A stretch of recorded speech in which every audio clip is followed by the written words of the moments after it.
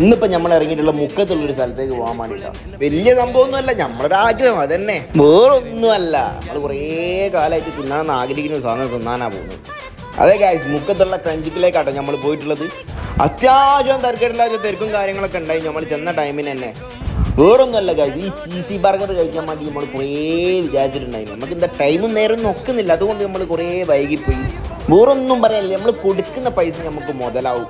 നമ്മൾ French cheese ബർഗറിൻ്റെ ഒപ്പം കഴിച്ച സാധനം കൂടി കേട്ടോ അത്. എന്താ മോനെ നൈസ് സാധനം പറഞ്ഞാൽ ഇതിൽ കൂടുതലൊന്നും പറയാനില്ല. നമുക്ക് പള്ളം കൊണ്ട് നിറഞ്ഞു പോകും.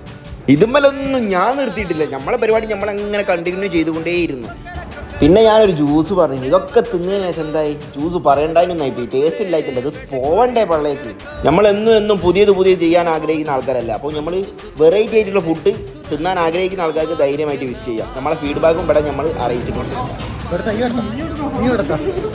Next tomorrow, by.